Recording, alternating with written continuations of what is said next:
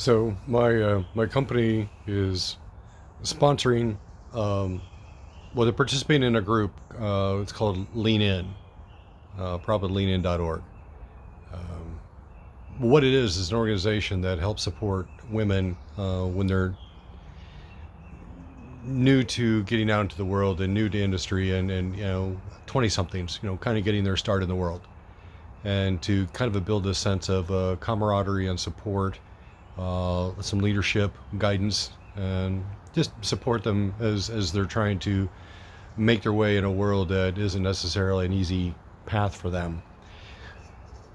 When my company started to say, okay, we're going to host a Lean In Circle, is there anybody that'd like to contribute to this? Sure, I'll give it a whirl. So I was asked to give a talk based upon acceptance and healing. Okay, yeah, I got some things for that. So I've got 20 minutes to talk about this, and then I realized there, hindsight was like, this is a little humorous. And when I saw the humor, it's like, okay, this is how I'm going to open my talk. So I'm going to share this talk with you, and see how it goes. So, hi, I'm John. I'm here to do a Lean In talk, and I know exactly what you're thinking. Oh, great. Here's another old white guy to tell me, offer me some advice and tell me how to make my life better. And, I don't have enough old white guy advice in my life, so thank goodness. I assured this guy when he was my age, he was, out riding across the volcanic prairie on his mastodon and was going back into his cave and writing on the walls the sum of his experiences in charcoal. So, yeah, keep talking, Boomer. I'll be over here making up grocery lists in my head.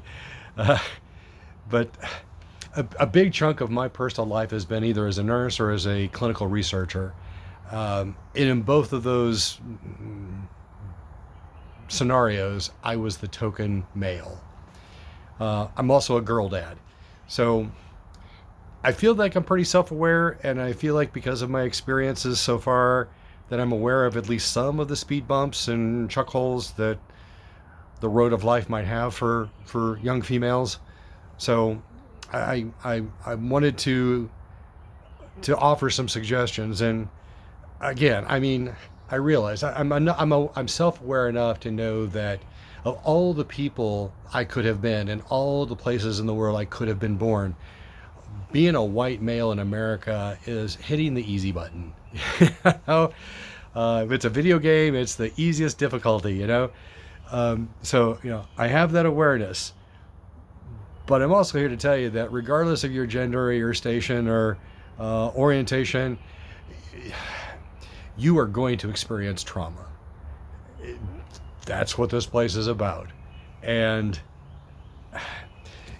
you're going to be injured by something or someone at some time, and it has no interest on how it affected you, and has even less interest on how you're going to deal with it. So, congratulations. So if you'll indulge me for a moment, I'd like to ask you to close your eyes, and don't look at the meat suit, but just hear the words, and hopefully you will hear that emotional episode and see that there's a parallel in your own life. And maybe my discovery process might help you in yours. So, eyes closed, and here we go. I had a parent who was abusive, and another who was an enabler. I was raised to be the victim. Unconditional love would be unknown to me. I fell in love with a narcissist, and paid for it with a chunk of my savings and a chunk of my heart. I stood up for what was right and paid for it with my job, the loss of my family, and at least part of my self-worth. My parents taught me that my worth was conditional on my utility. My spouse thought the same. To prove my worth, I acquired the necessaries: the college degree, the good job, a spouse, a child, a mortgage. Okay, I think that's enough. You can open your eyes now. What I'd like to say about that is it is all a lie. It is a lie that has been perpetuated generation after generation. And I believe it's initially seeded in good intent, but it can have devastating outcomes. And I had to die at 40 years old to figure it out. So I probably need to back up a little bit. So I'm 40 years old. I am supporting a wife who traveled as a clinical monitor, gone 4 days a week. So I was the domestic engineer, sweeping, dusting, cleaning, laundry, the other stuff, lawn maintenance, car maintenance, helping my daughter with homework. We also had a company together. So I was 49% owner in this company, and my responsibilities were payroll and website design, corporate documentation. And I was also in a couple of weed out classes because I was trying to get into a nursing program. And so 500 applicants, 30 openings, something like that. So I was taking organic chem and advanced anatomy phys. To say I was burning the candle at both ends, yeah. Well, I paid for it. This behavior led to pneumonia. The pneumonia led to lung failure. The lung failure led to kidney failure. The kidney failure led to almost heart failure. And what I mean by that is the top of the heart, the atriums, stopped. The bottom ventricles, they kept poking along about 20 beats per minute. So still getting oxygen to the brain, but, couldn't, sit up and walk across the room if I had to.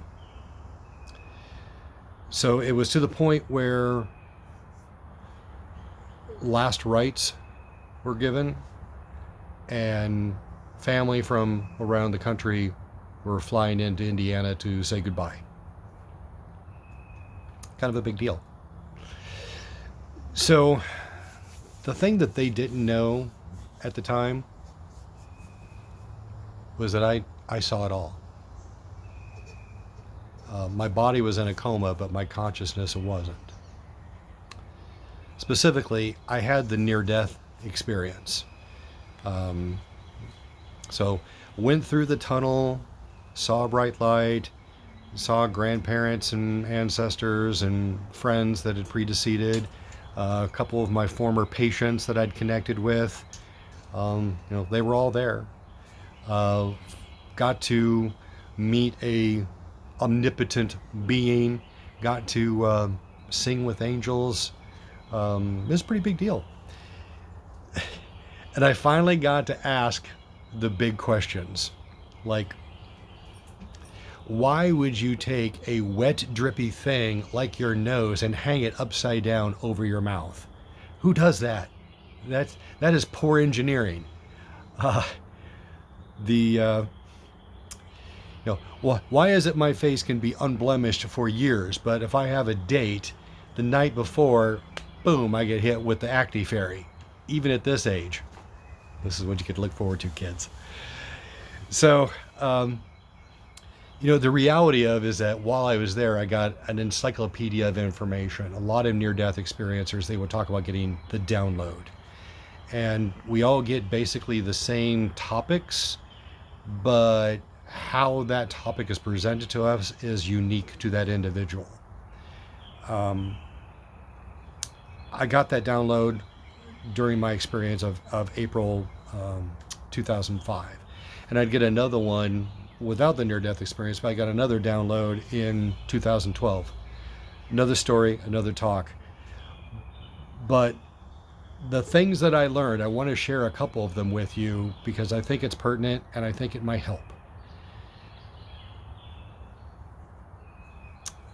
You were rewarded with the opportunity to come to Earth. It is one of the most challenging places to be, and it requires a mastery of certain lessons before you can even set foot here. So you've probably forgotten it, so I'm going to remind you. If you are on Earth right now, you are a spiritual badass. So remember it and walk like you own it, because you do. The next thing is Earth is an amusement park for you to gain experiential knowledge. A great place, a way I like to talk about this, like you can read a cookbook or you can cook something. You can read about making beef Wellington, or you can attempt to make it and set your stove on fire and burn the meat and have charcoal crust across the top. That's my experience. Hopefully yours is going to be better. But you're here because after decades or centuries of being over there and doing the academic learning, you eventually have to come into reality, into 3D, into this laboratory of Earth, and play out those lessons so that you can add experiential knowledge to those other lessons. The point is that don't get lost in the lesson. Learn the lesson. Celebrate the lesson after you have learned it. We skip that part an awful lot because we're always moving on to the next thing, especially if you're a type A personality or feel like you need to catch up. Don't fall into that trap. Learn the lesson, celebrate the lesson, and then move on to the next lesson. Because that's why we're all here. You're just here to learn lessons. And when you don't have anything more to learn, that's when you go back.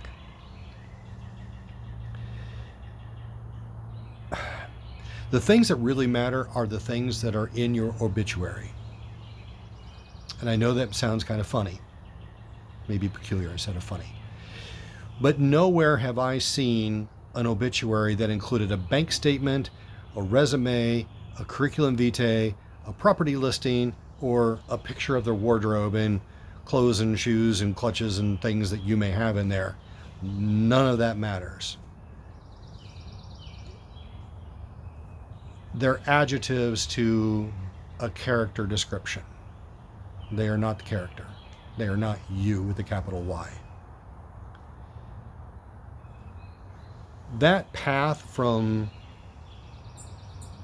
trauma to transmogrification is unique to you. You have a set of experiences that brought you to your moment, and how you work through that moment is predicated on that. So everyone's backstory is going to be different. How you move through that learning methodology is going to be unique to you. It's okay to check in with others to see how they got through it. Maybe just enough to share that moment, but it is still your moment to own, master, celebrate. So the path that I have has many curves, and in that moment when you had your eyes closed, you got a sense of where I was coming from. So when my mom passed away, I got the opportunity to write her obituary.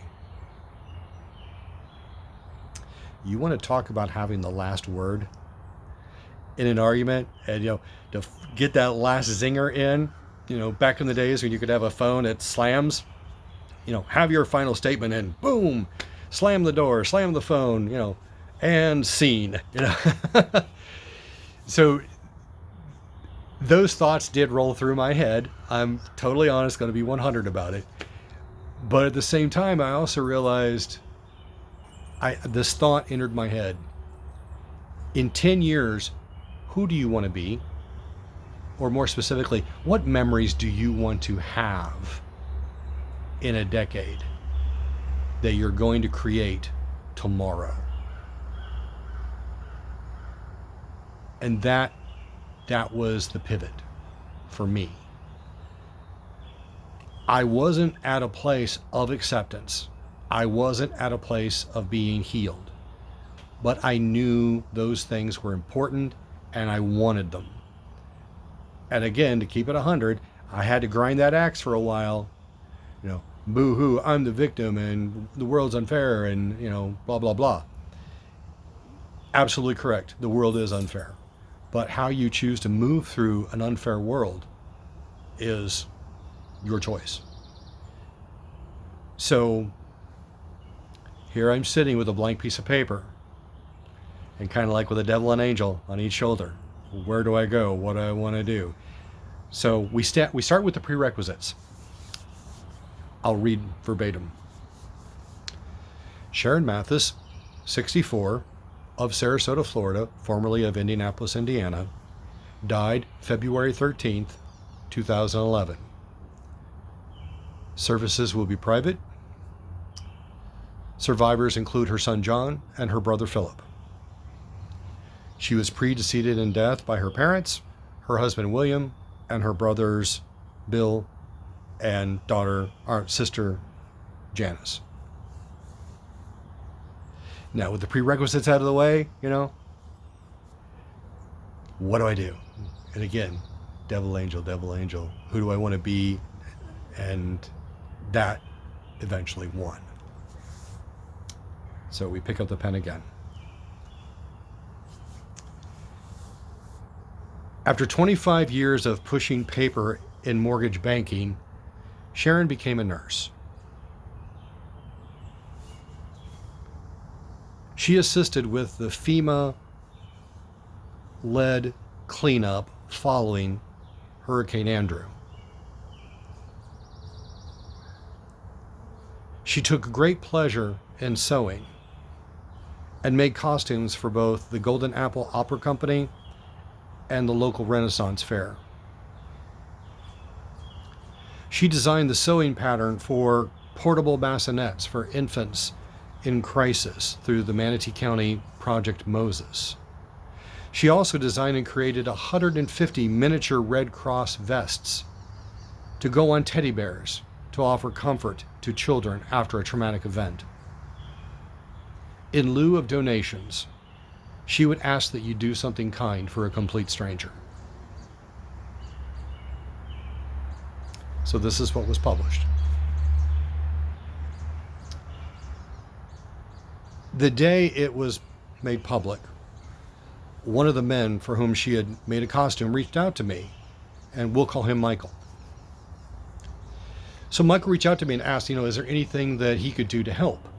And as the only child and the executor of the estate, no support, and trying to grieve here and there, I could use some help.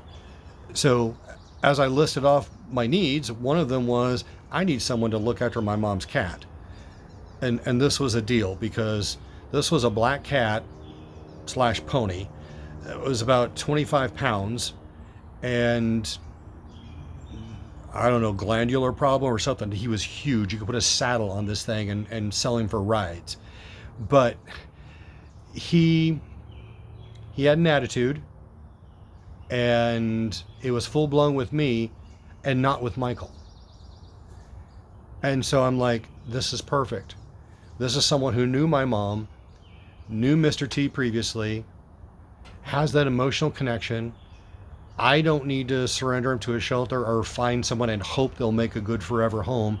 I know he will have a good home. He will be spoiled rotten, and that's exactly what Mr. T will expect. So it worked out that not only did Michael get a piece of my mom's industry from the outfit, the costume, but he also got a piece of my mom by having Mr. T and having him around. So I thought that was a great way of paying it forward, having kind of confidence in the trajectory I'd set for myself.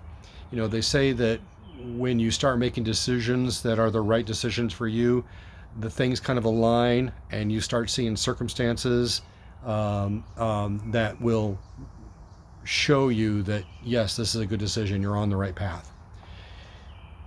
The story is lovely, but it doesn't end there. While Michael was reading the obituary, so too was a woman named Susan, a friend of my mom. She knew my mom through the Renaissance Fair, and she also believed in paying it forward. So when she read the obituary, she went to the opera company and said, you know, here's Sharon's obit. I'm here to pay it forward. Is there anybody in need that I can help out? And the director's like, well, as a matter of fact, there's a very talented young man that we have here in the company, but he's having some financial issues. And he could really benefit from a pair of character shoes, which I guess they're not inexpensive. So she's great. She went out and got his shoes and brought him back and, gave it to him as a gift. So the following week, Michael goes into rehearsal and, he's just all ready to tell this lovely story about how he was able to rescue Mr. T and how he can carry on and have that continued connection with my mom. But much to his surprise, he gets there and there's a gift box. And inside this gift box is a pair of shoes for him. And he opens up the box and inside is a clipping of my mom's obituary and a note from her that said, Sharon was a good friend and she would approve of doing something kind for a stranger. I spoke to your director and he said he knew someone who needed a pair of shoes. Please accept these shoes. Although you don't know my friend Sharon, please remember her when you wear these. Yeah, he knew Sharon. And I don't know whether to put that under angel intervention or a modern day O. Henry story. But for me, the message came through clear that you don't need to be completely healed. You don't need to have acceptance. What you do need is an intention and a commitment to that trajectory. The positive benefits will ripple out larger than what you may ever know. But it's there. Acceptance and healing is there, waiting for you. Enjoy the path. Thank you.